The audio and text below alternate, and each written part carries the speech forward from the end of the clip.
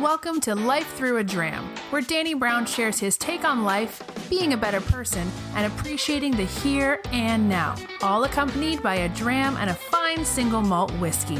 And now, here's your host, Danny Brown.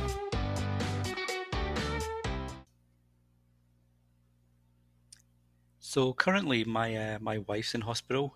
She was taken in at 4 a.m. on Friday morning, and she woke up with severe heart pain and difficulty breathing.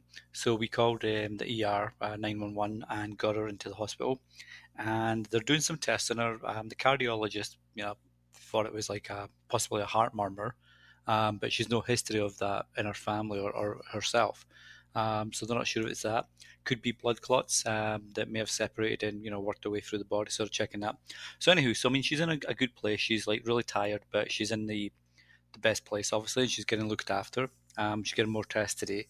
But what it made me realize was, as I shared on Facebook that I did like a before and after picture of her at a birthday party the day before, and now what she was like less than 12 hours later. Um, and what I found was the amount of support messages and well wishes that came from people I know physically and people I've only met online via Facebook or social media, and many of them, apart from or on top of the words of support and hugs to Jacqueline, many of them were saying, if you need anything at all, I'm here, just call. I'll be over, I'll come over, I'll bring anything you need, I'll look after the kids, that kind of stuff. And it was really heartwarming. A lot of people say, myself included, I've been critical of how social media encourages, the loudest voices even, with the worst sort of examples of what they can do with that voice. But this really showed me, that social and people are intrinsically good. People want to help each other, people want to support each other. Um, and this really, drove that home with my wife being ill, and it made me realize that no matter who we are and what our situations might be, life's better with someone in it. Whether that's my wife and my kids, for example, friends, family, work colleagues that that make your life easier by helping you through a tough assignment, or they know you've had a bad day, so they take you for a beer after work or whatever. But life's really much better with someone in it, and it doesn't have to be a person. It could be a pet dog, a pet fish. You could you could visit the local retirement home and sit down and potentially read to someone that's lost their own ability to read, because their vision has gone a little bit sideways.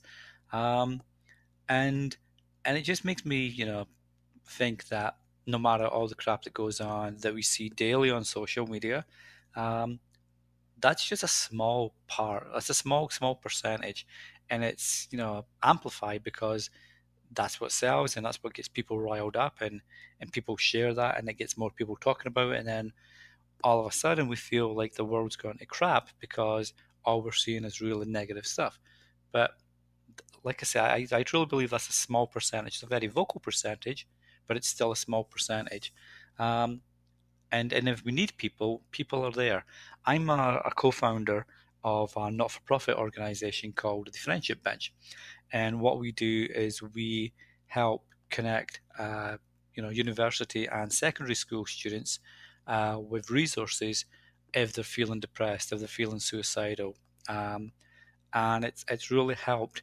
The schools where the program's part of, it's saw an increase of 18% of kids coming forward to talk about their emotions and talk about their feelings and reach out to someone.